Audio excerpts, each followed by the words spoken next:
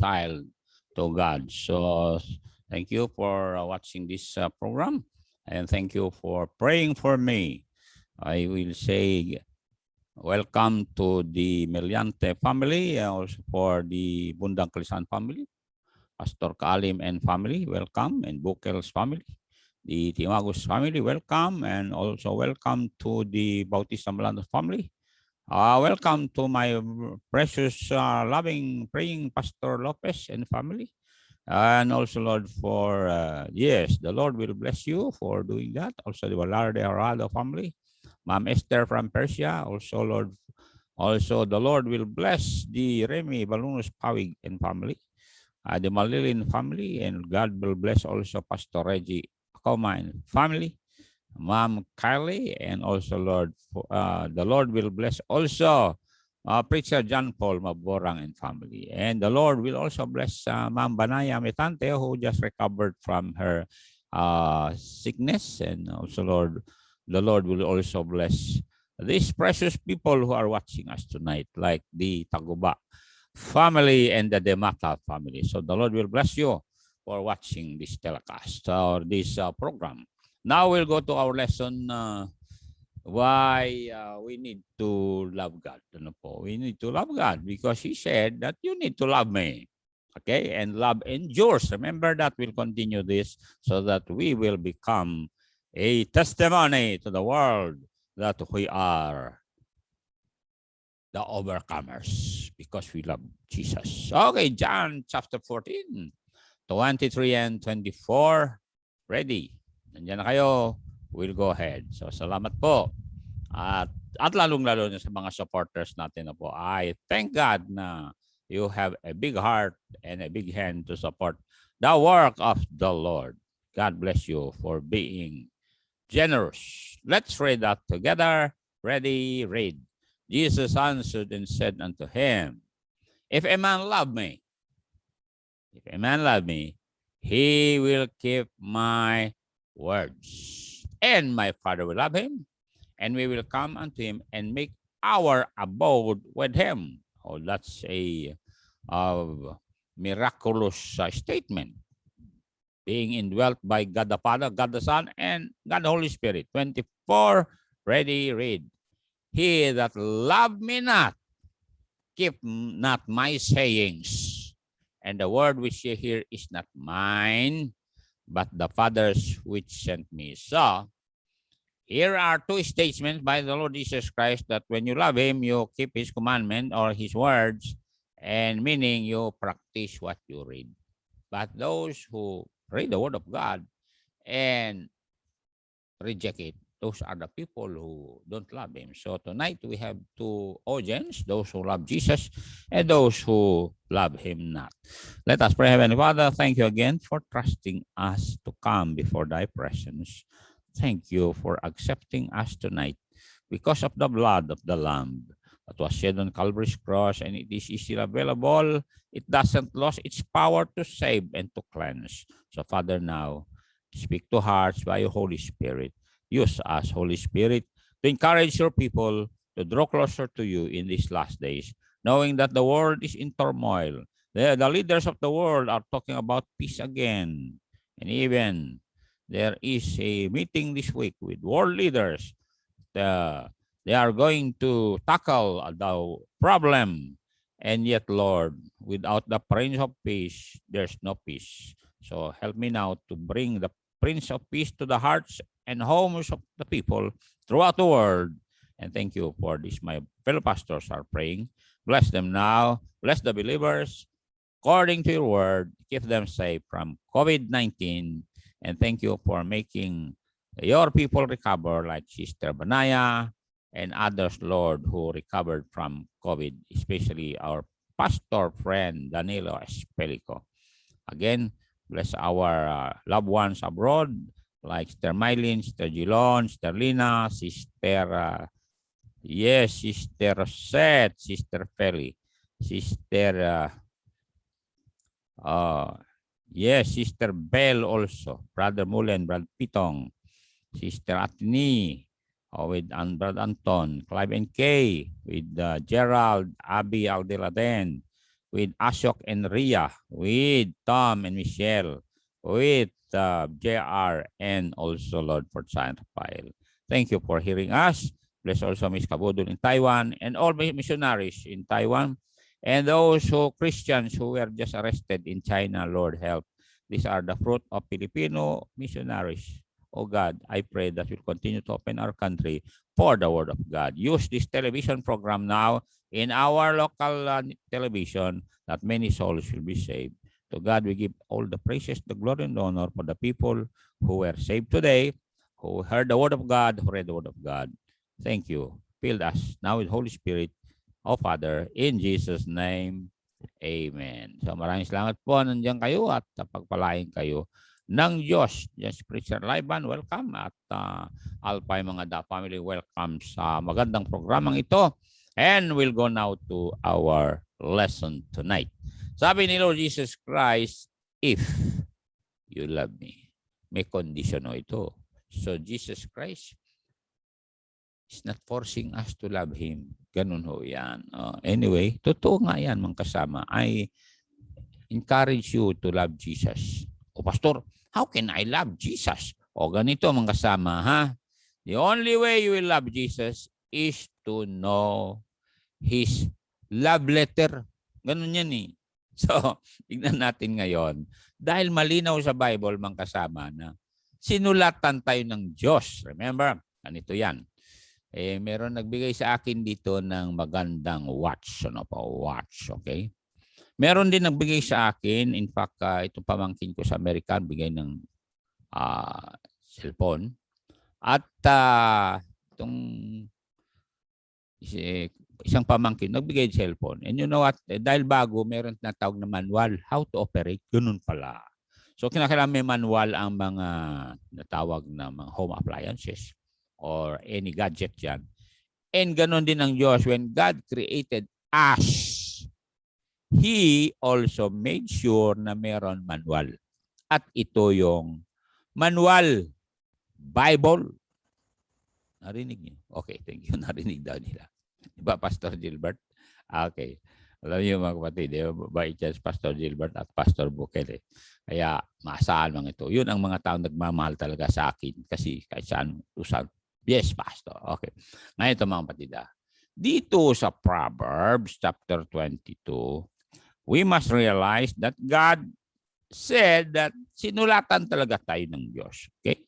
Kung gusto nyong mabasa yan, ay ipakita namin yan sa inyo dahil napakagandang binanggit dito sa Proverbs 22:20-21.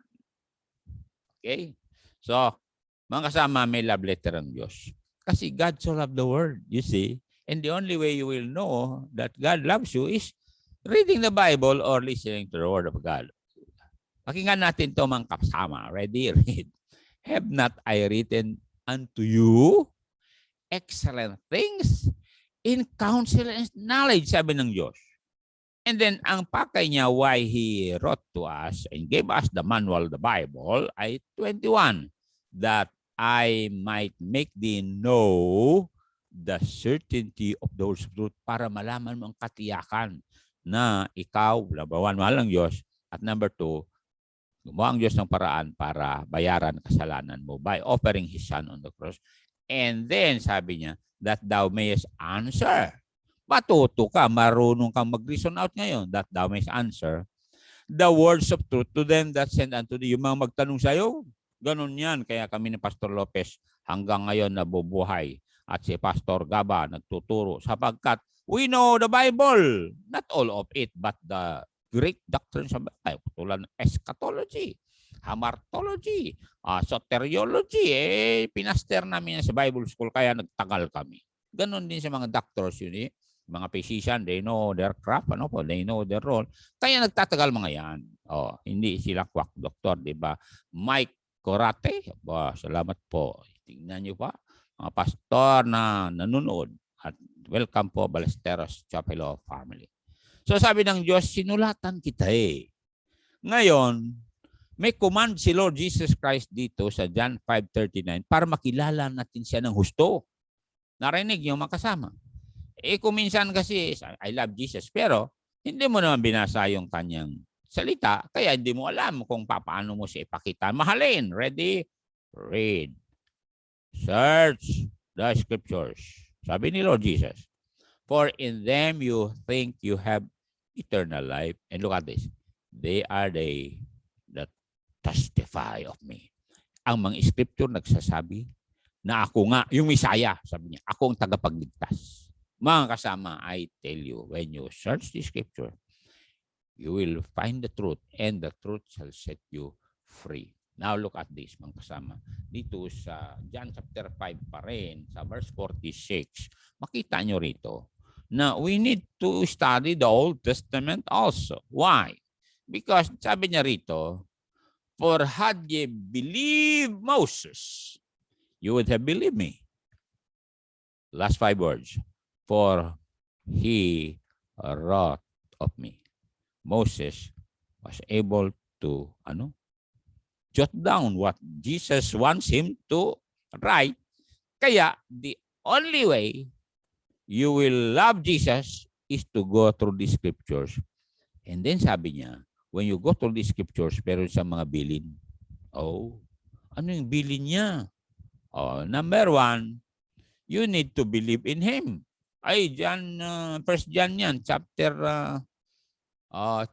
Okay? 1 John chapter 3 yan sa New Testament na ang command niya, kung makita nyo, dahil malinaw sa Bible na when you believe on him, di ba, Sir Tejano? You will have eternal life. Okay, basahin natin ha. 1 John chapter 3 at hinahanap ko pa para sigurado naman na hindi na tayo magkamali. Ready? 23. Verse 23. Okay?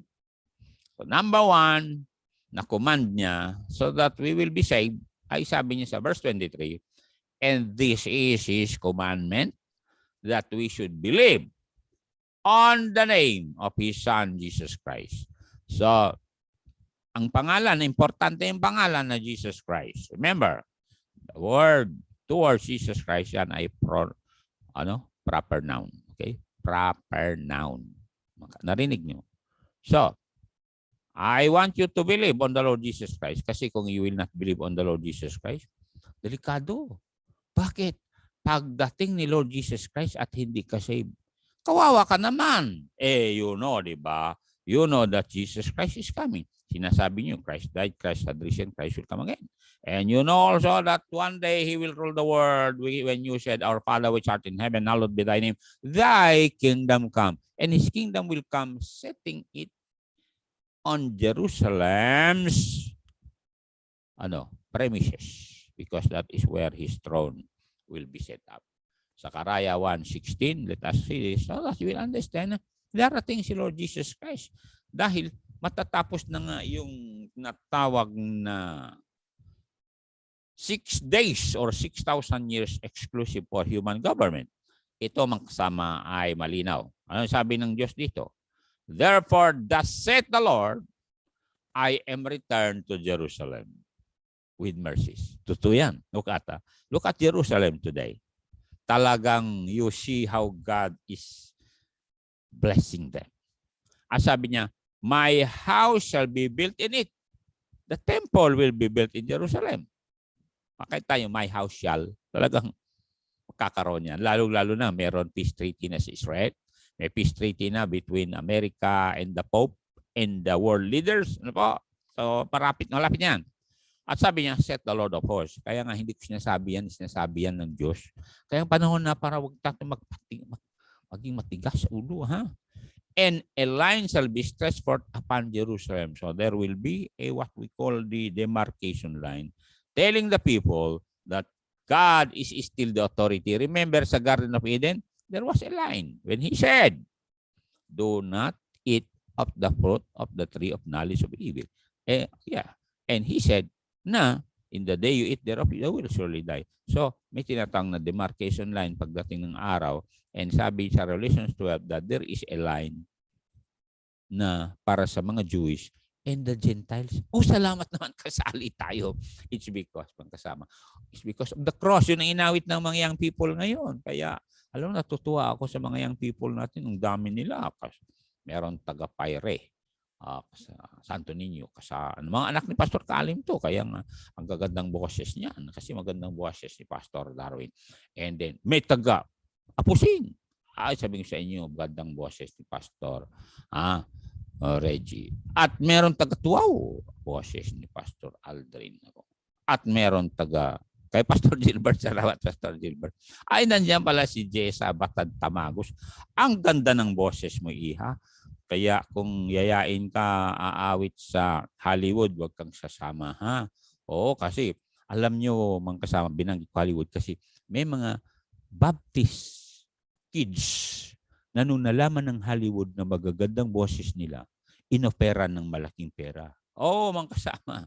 Alam nyo, yung mga masikat na mga singer sa Hollywood na nasira ang buhay nila dahil nung inopera ng pera, sumama. Kasi sabi ng mga taga-Hollywood, konti nang kita mo kung umawit ka sa church. Pero kung awit ka sa Hollywood, laking pera mo, lalo-lalo na kung ang mag-miniskirt ka, di patapos. Wala na. So, delikado na po. Love not the world, ha? Now we'll go to loving God. And as I said, love endures all. Now, we'll go to the source of endurance. Source of endurance is God. And therefore, mga kasama, we can endure all sapagkat nauna na si Jesus nag-endure, di ba? Okay. The source of endurance ay makita natin sa, Psalms 52 verse 1 muna. Okay? God is so patient, mga kasama, na talagang maraming tao tigas ang ulo pero binibigyan pa rin ng Diyos ng palugit. Ready, read. Okay? Ano sabi niya? Okay? Nakita niyan. To the chief musician, masisamon the window, edubite. Yan.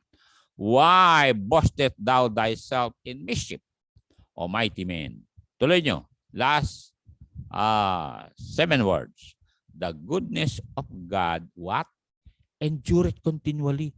Kaya nga nanonood ka sa akin ngayon. You know why?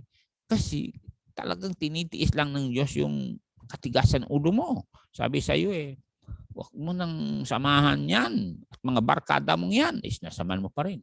Huwag na kayong maglasingan. Huwag na kayong mag-away, Mr. and Mrs. Sabi ng Diyos. Sapagkat sa Bible, the man should endure the presence of his wife. And the woman should also endure the authority of the man. Ephesians chapter 5 yan. Kaya kayo na mga mister, please love your wife. Hayaan mo siya magkwento. Hayaan mo siyang dada ng dada. Because love covers all and conquers all mga bitter words. And then, sabi ng Diyos sa mga wives, submit to your husband. The moment your husband speaks, stop and listen. Mantakin mo. Narinig mo yan, ha? Stop and listen and walk. Diba? Yan ang sabi ng train, diba? Stop, look, and listen. Anyway, tatay rito. Sa Old Testament pa rin, mga kasama, ay makalagay sa Psalms. Okay, kanina ay Psalms 52:1. Ito naman, Psalms 106 verse 1. Talking about the source of endurance. Kasi mahal natin si Jesus And sabi ni Jesus, you need to also endure because you love me. Alright? Yan na kayo. Ready? Read. Praise the Lord. Give thanks unto the Lord. Iba sa inyo, hindi na kayo nagpapasalamat sa Diyos, ha? For He is good. His mercy endureth forever. I like that, the word forever. Kasi ganito yun. The word mercy has something to do with your salvation. Oras na nasave ka. Once saved, always saved. Ganun yan. Dahil sabi niya, His mercy endureth forever. Meaning, once the Lord forgave you, talagang binura niya lahat ng kasalanan mo from your birth to the rapture. Kasi, ang lamb, sacrificial offering, covers all your sin from birth to your death kung mamamatay ka. Hindi nyo ba alam yan? Malinaw yan sa Bible dahil ang John 3:16 and Romans 5:8 ay nasa present perfect tense. Meaning, a transaction done in the past, but it is still available for us today. Ganun yan. Salamat sa Diyos. You see? Kaya, yung mga kasalanan mo, paalala ni Diablo, sabi mo kay Diablo, ang Diyos nga kinalimutan niya. Ha? Ganun yun. Look at this verse. Hebrews 10:17. Para naman, hindi nakaistorbo ni Satanas. Sino bang hindi nagkasala? Lahat naman tayo nagkasala. Sa isip nga lang, magkasala tayo. Pero salamat sa dugo ni Jesus. Ready? Read. And their sins and iniquities will I remember no more. Ganon tayo kamahal ni Jesus. Kaya, what a joy na bilang anak ng Diyos ay lininisan na tayo. Kaya remember, the woman at the well, ang daming kasalanan yun kung isipin natin sa society natin ngayon. Pero alam nyo, sabi ni Lord Jesus Christ, okay, do you know the one that can give you eternal life or everlasting life? O sabi ng woman, I don't know. Sabi ni Lord Jesus Christ, ako nga kaharap mo, ako yun. Alam, sabi ng babae, give me this water. And nagbago yung babae. Nasabi niya, ito ang makapagbigay ng lasting joy and peace. So pumunta sa mga Samaritans and said, the one that we are waiting for is here. Ay, nagsilabasan yung mga Samaritans. Talagang nagunahan sila. And they came to Jesus. And when they came to Jesus, sabi nila, this is the Savior of the world. At talagang they beg Jesus. Sabi ni Jesus, mag-stay ka muna dito. At alam, sabi ng Bible, hindi umalis si Jesus hanggat lahat sila na-save. 2 days nag-stay si Jesus doon sa Samaria. Ito mga kapatid, what a joy na God can use anyone as long as they will submit to Him. At tulad nga ni Moses, naalala mo, kapatid, sabi ni Moses, bulol ako hindi ko makapagsalita. Pero ginamit ng Diyos. Sabi nga ni Jonah, patay mo na lang ako, Panginoon. Oo, ayaw ko na kasi mahirap magpunta doon sa Persia. Ninibe pala.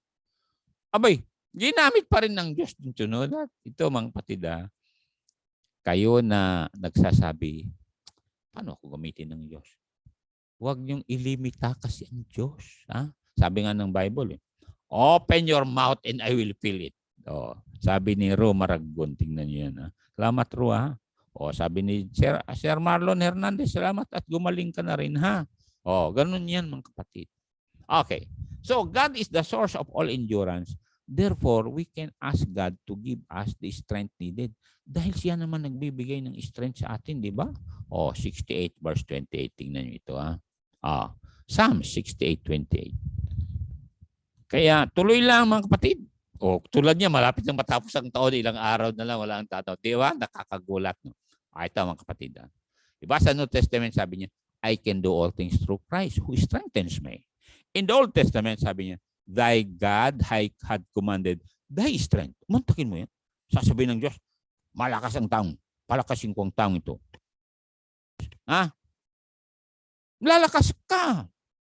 At sabi niya, oh God, strengthen, oh God. Yun ang response mo. Strengthen me, oh God, that which thou hast wrought for us. Yung para sa amin, Lord Jesus. Ayun, gumaling ka, lumakas ka. Nga mangako ka ngayon. Katulad nung pag-pray namin, na sabi ko, mangako ka sa Diyos.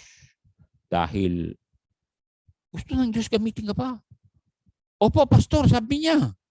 Alam niyo mga kapatid, nangako yung taong yun in Sasewena pag gumaling siya. Every Sunday, makinig kay Pastor Tom. Oo, ito yan. Kaya, pag-pray natin mga yan, mga kapatid. Alam ni Pastor Tom yun Kaya, salamat. Kayo na mga membro ng mga Baptist churches, makinig kayo sa mga pastor nyo. At congratulations kay Pastor Puyaw. Ano po yan? Pastor. Pastor. Dad, pwede na Tagalog Bible na old and maghanap ka na lang dyan ng medyo malapit, Okay. Okay. Anong sabi niya? Sister Chato, salamat nandiyan kayo. Okay. Ito mga kapatid, malinaw sa Bible na ikaw at ako ay pinatawad na ng Diyos. Kaya mag-move on tayo. Ha? Dahil the mercy of the Lord endureth forever. Di ba, Ma'am Miriam? Tulad ni Ma'am Miriam, ang saya na yan. Bakit focus sa kanyang dalawang anak? Ganun yan. Tatama yun. Katulad yan, wala ng mister nyo. Focus kayo sa mga anak nyo. Ha? Tulad ni Janet Bambala, nagpo-focus sa kanyang anak. Ganun yan. So, huwag nga kayong mag-focus iba. Bakit? Abay, mamaya magiging biktima pa kayo, di ba? So, punta tayo sa isa pang verse dito sa Bible. That God is the source of all endurance. Romans 9:21-22. Okay. Yeah, correct. Right. You see? Para malaman natin na mahal tayo ng Diyos. 21:22, Bible said, hath not the potter over the clay of the same lump to make one vessel unto honor and another unto dishonor? What if God, willing to show his wrath and to make his power known, endured, tuloy natin, with much long suffering, the vessels of wrath fitted to destruction. Alam ba kung bakit hindi ba nasira ang sanglibutang ito? Nandyan yung sabi niya, endured with much long suffering. Kasi nung time ni Noah, ganun din ng Diyos. Kaya ganun din sa panahon natin. Na may mga tao na talagang sabi ng Diyos, talagang dapat ibigay na sa Taliban ito. Pero sabi ng Diyos, because I'm a God of mercy and I endure the violence and the immorality of the world, I'm going to give them chances. Naalala niyo si Abraham? Sabi ni Abraham, nung nalaman niya susunugin ng Diyos, ang Sodom at Gomorrah. Alam mo, sabi ni Abraham, Lord, sandali lang. Kung may 50 na righteous doon sa Sodom at Gomorrah, sabi ng Diyos, kung meron 50 na taong talagang nagmamahal pa sa akin, hindi ko sunugin Sodom at Gomorrah. Sabi ni Abraham, sandali, Panginoon. Halimbawa, 40. Sabi ng Diyos, hindi ko susunugin. Halimbawa, Lord, 30. Sabi ng Diyos, kasi long suffering ko, sabi ng Diyos. Hindi ko susunugin. Tumingin ang Diyos sa Sodom at Gomorrah. Daming taong masasama.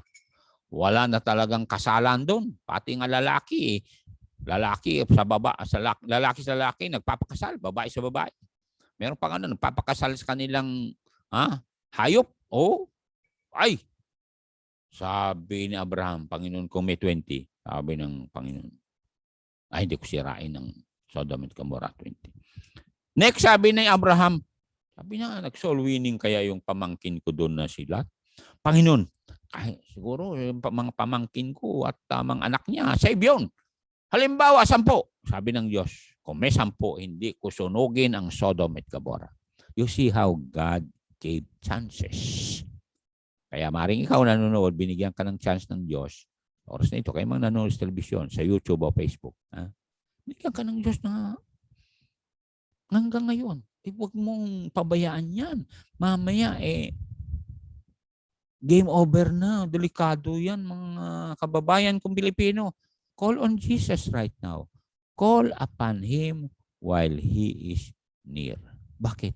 Tingnan yung nangyari sa Middle East. Tingnan yung nangyari sa South China Sea, West Philippine Sea. Ayaw nang alis ng China yan. At ayaw niya, dadaan mga Amerikano dyan. Kaya naglagay ng mga military post para pagdaan mga Amerikano, either barko nila, tamaan ng mga missiles. Kung submarine naman, tamaan ng underwater drone. Nangyari yan sa USS Submarine Connecticut na binunggo ng drone ng China. Kaya sabi kasi ng China, February 1, 2021, huwag na kayong dadaan dyan. Inulit ng China September 1, 2021. Amerikano, amin yan. Yun, sabi ng China. Sige, amin yan. Sabi nyo amin to sabi ng China. So, salamat sa Diyos at nakikita natin mga ito. Sabi ni Jesus, when you see these things begin to come to pass, then look up for your redemption. Draw it near. Kaya nandito ako Bakit? May hangganan lahat to mga kasama. Pwede bang tanggapin natin na may hangganan lahat to? O katulad yan, tingnan niyo ang nangyari sa Iraq. Narinig na ba ninyo? O katulad sa akin dito ang daming tubig dito sa likod ko pero sa Iraq natuyuan na yung Euphrates River. Hanapin nyo yan sa internet nyo. Euphrates River dried. Tuyo na. Nasa Bible prophecy yan. Kaya nga, huwag tayong magtaka na ang Afghanistan ay ang may hawak dyan, China. Because China is going to march from China to Afghanistan to Iran and to Iraq. And sabi ng Revelation chapter 16:12 na pagdaan mga Chinese, tuyo na ang Euphrates River. Basahin natin para meron kayong alam sa Bible prophecy. Yan ang tinatawag eschatology, di ba, Pastor Lopez? Yes, ready. Revelation 16:12. Bible said that when the Chinese and the Asian countries will march against Israel because maubusan na nga ng oil. Nalala ninyong China, bumabagsak economy nila kasi wala ng krudo. Ang mahal ng krudo dito ngayon, Pastor Lopez, ano ba nangyayari? Sabi ko. Pero that is a sign that Jesus Christ is coming again. Sabi nga ni Chato, our redemption, draw it near. Ang mahal ng mga bilihin talaga. Ang daming umaangal dito ngayon. Okay? Ito ang prophecy na matuyuan ng Euphrates River. Pero sa oras na ito, tuyo ng Euphrates River. Kaya nga anytime, any day, kaya nga sabi ni Lord Jesus Christ, be you also ready for in such an hour as you think not, the Son of Man will come and the trumpet will sound. Basahin natin. And the sixth angel poured out his vial upon the great river Euphrates. Matakim great river yan. Pero at this time, in your time, in my time, and the water thereof was dried up. Di pa nangyari na nagmarcha ang mga Chinese. Kinakailangan kunin paron lang Taiwan. Pag nakuha lang Taiwan, mga kasama anak ko, delikado yan. That the way of the kings of the East might be prepared. Yung kings of the East, plural yan. Kasi China will grab Laos, Vietnam, Singapore, Myanmar, at siyempre, yang gusto-gusto ng kunin ng Taiwan kasi ang Taiwan, may mga chips dyan na kailangan ng China. Di narinig na yun. Nangangailangan ng chips ang whole world because wala ng chips sa mga bagong sasakyan. Kaya sabi nga nila, balik na lang kayo sa dating manual na sasakyan para makatakbo. Okay. Anyway, salamat po nandyan si Banaya. Gumaling na ang aming singer.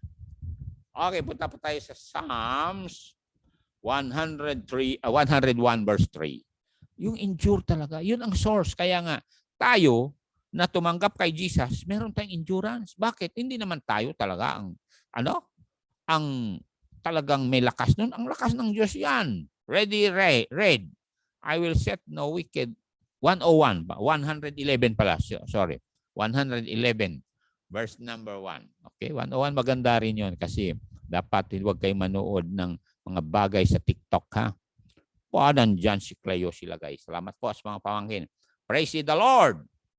I will praise the Lord with my whole heart in the upright, in the assembly of the upright, and in the congregation. You know why? Kasi sa verse 3, pakinggan natin verse 3, ha? Ang ganda. I will praise the Lord. Kaya nga huwag niyong kalimutan, purihin ang Diyos every day, ha? Every moment. Why? Because of verse 3 said, His work is honorable and glorious. Ito na naman yung one save, always save. And His righteousness endureth forever. Kasi remember, yung righteousness na yan ay galing kay Jesus na na-impute sa atin. Naalala nyo mga kasama? Yung sabi niya, di ba? For He had made Him to be sin for us who knew no sin, that we might be made the righteousness of God in Him. Ganon yan mga kapatid. Kaya kayo na nanonood sa akin, tuloy lang ninyo. Lalanin natin walang perfect na husband, walang perfect na wife, walang perfect na mother, walang perfect na father. Ang gagawin ninyo ay talagang keep on. Keep on. At huwag kayong mag-worry sa future, bukas. Bakit? Pwede ba? Trust in the Lord with all your heart. Narinig niyo? Trust in the Lord. Hindi yung nag-worry ko baka ano na mangyari bukas. Alam niyo ba? God is in control. Kasi pag worry kayo tungkol sa darating, pinapanigan na niyo si Satanas. Samantala sabi ng Diyos. Hindi kita iwanan, hindi kita pabawian, pakainin kita. Oh, totoo yan. Kami nga, hanggang ngayon nakakakain. Kasama namin si BDO na sister kanina, taga-BDO. Si Sister Charis Lim Cuevas. Pinakain pa naman ka. Ay, first time ko kumain, Pastor Darwin. Ang daming pansit, batil pato. Hanggang ngayon, dahil sabi nga kay Pete, huwag na tayo maghapunan kasi hanggang ngayon busog ako eh. Mamaya managinip ako. Anyway, yes. Kaya kayo dyan na nanonood, you must understand that endurance comes from the Lord. Oh.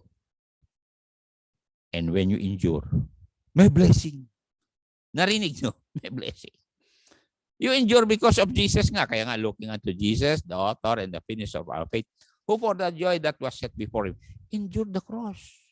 Ikaw rin, meron kang tinutulungan, maaring anak mo, kapatid mo. You endured all this, you sacrifice, Kasi, without you, kawawa sila. Oh. Nga, nagkita kami Pastor Darwin kanina, si Pastor Reggie. Mga kapatid, tama sabi ni Pastor Darwin, wala sila dito sa Cagayan kung wala ako. And mga kasama, alam ni Pastor Darwin, I endured everything just because I know na may mga nangangailangan sa presensya ko at tulong ko. Kaya sabi ko, Lord, bless me more and I'll be a blessing some more. Oh, di ba, Pastor Nixon? Oh, totoo yan mga kapatid. Kaya sabi ko, Lord, bless me more. Oh, kaya mga kapatiran talagang may tiwala sa akin and ang kamay kong ito talagang ay share. Kaya nga, sabi ni Pastor Gilbert, thank you Pastor Ligasi for sharing your blessing. Dapat ganun tayo. Yun ang malinaw sa Bible. Di ba, Pastor Darwin? Salamat, Pastor Darwin, at ni-share mo sa akin yung binigay ni Alwin, ha? Ayun, talagang bait ng Diyos, Pastor Darwin, no? Napaka-bait talaga ng Diyos. Pinanggasolina namin, o pinangkrudo namin, pantakin mo. Nag-full tank kami. Makano din yun, no po? Anyway. Okay. Sabi ni Ma'am Rosalina, amen po. Punta tayo dito sa reward ko. Ay, sorry. Nag-endure ka. Hebrews 6:15. Tinulon ko muna yung aking pansit. Thank you, Sister Charissa. Pastor Darwin, alam mo, mapalad kami ni Faith. Kasama namin ang pinakamagandang babae sa BDO. At mabait. Yan ay si Ma'am Charis Lim Cuevas. Ito kapatid, ang blessing pag nag-endure ka. Katulad sa akin ngayon. Bakit nandito ako? Blessing to. Itong verse. Kaya kayo na nawawala na ng pag-asa. Pwede ba? Tuloy lang kasi may bukas pa. And you will sing, I know who holds tomorrow. May maganda pa bukas. The best is yet to come. Kasi anak ka ng Diyos eh. Ready, read. And so after Abraham, yung hido na Abraham, had patiently endured, what happened? He obtained the promise. Naging tangible yung blessing. Ano nangyari? Sabi ng Diyos sa kanya, Abraham, maghintay ka. Manganganak din kayo ni Sarah. Sabi ni Sarah, dako, tuyong-tuyo na ako. Lol, hindi na Lord. Tuyong-tuyo na ako. 90 years old. Mister ko, sabi niya, wala na yan. Dumating oras. Dumating? Nanganak si Sarai ng baby Isaac. You see? Nag-endure talaga sila. Pinupuna nga silang kapitbahay nila. Wala na. Talagang patanda na hindi naman. For with God, nothing shall be impossible. Panghawakan kasi yan. Oo, mga kasama. Tulad niya, nakarating tayo sa araw nito. As I said, ilang oras, ilang araw na lang. Wala ng 2021. Anniversary ng European Empire sa January 1, 2022. Kaya nga ang European Empire ngayon ay nagsasama-sama ngayon under the Vatican. Kaya nandun si President Biden sa Vatican nakikipag-negotiate kung paano ipahawak ni Biden ang whole world sa Vatican. Pastor, nasa Bible ba yan? Yes, nasa Bible ho yan. There will be one world religion and one world government that will come during the tribulation period. Malinaw ho yan sa Revelation chapter 13. Kaya tayo na, nagmamahal sa Panginoon, let us endure all the trials, the sacrifices, para marami tayong maabot. Ayan, may mga tao tumatawa sa atin. Sabihan kang bagtit, o kaya born again, o kaya ano dyan. Basta alam mo, meron kang message. You have a message to give to the nations that shall turn their heart to the right. Remember, no one can change people except Jesus. Wala na iba. Totoo yan. Naalala nyo si Paul, di ba? Na Saul na nagiging Paul. Abay, tigas ulo niyan. Talaga, kasi matalino nga. May mga tao kasi tatalino.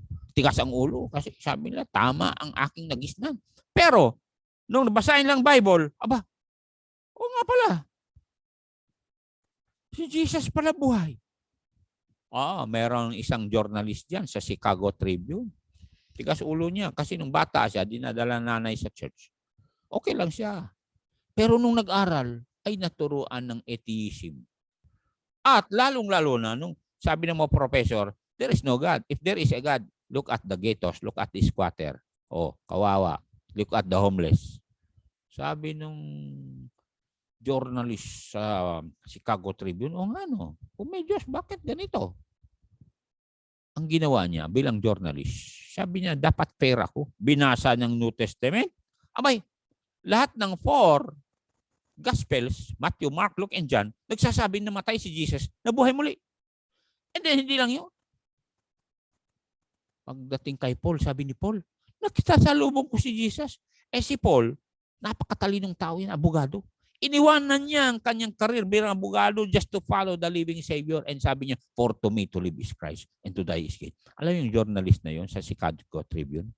Sabi niya, journalist ako, I must give the people the true message of what's happening in my country and in the world.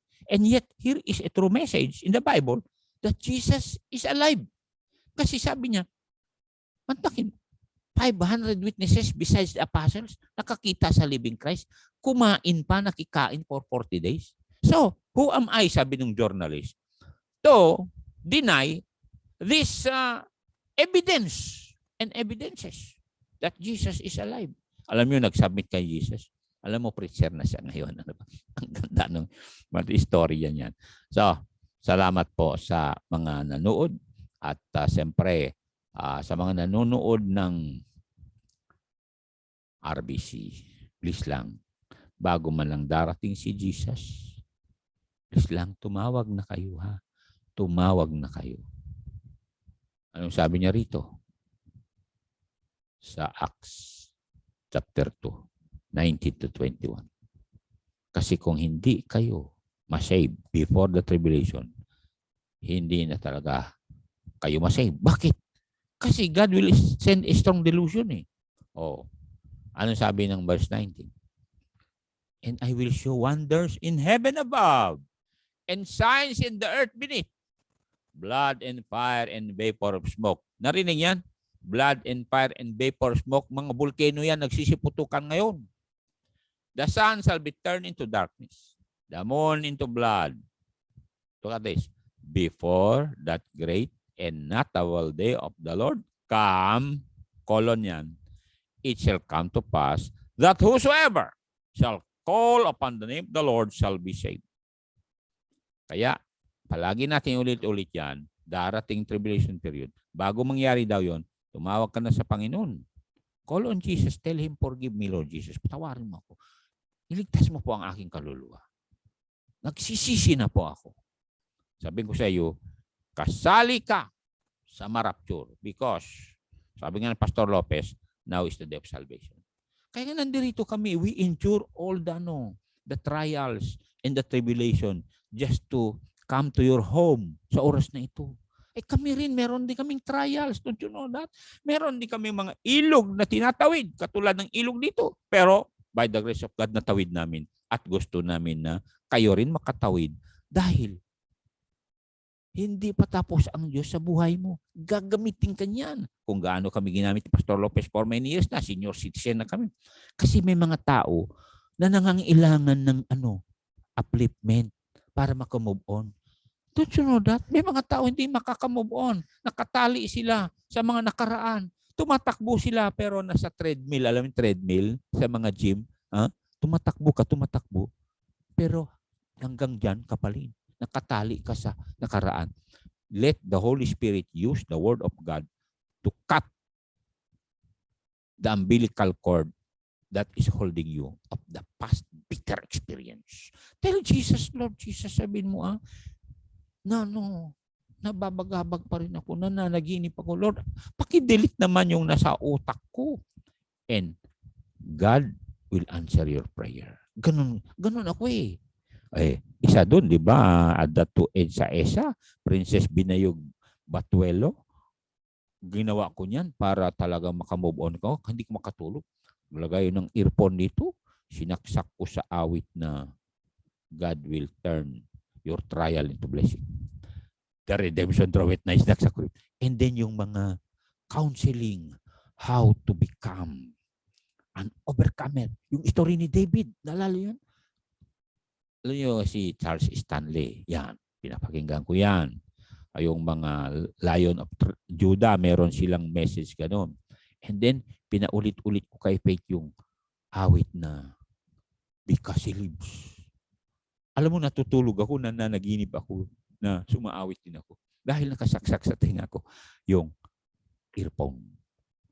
Para naman makamove on kahit gabi. Alam nyo, pabalik-baliktad ka niyan. Gusto mo, pagdating ng gabi, umaga na. Pagdating umaga, gusto mo gabi.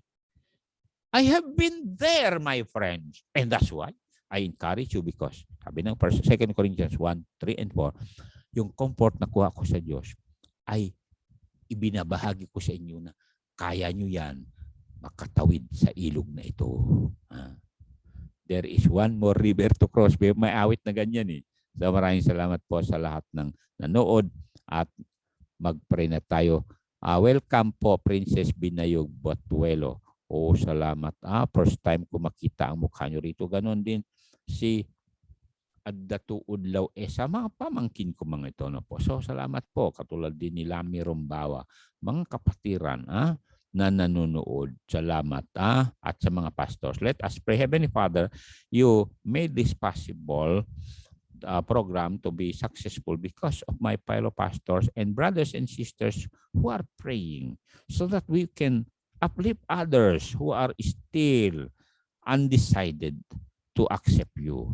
But Lord, tonight may they accept you as their Savior and may they move on so that they can also help others to cross the rivers of life, the rivers of trials and the floods of tribulation. Thank you, Lord, for bringing us to this very hour to help others realize that there is a God who can pick them up and bring them to the promised land. I bless these, my brothers, my sisters now, and all the pastors. Rebuke Satan's demons, Lord Jesus. We plead for your blood again to cleanse us from all every sin and stain so that we will be a vessel meet for the master's use, ready for every good work.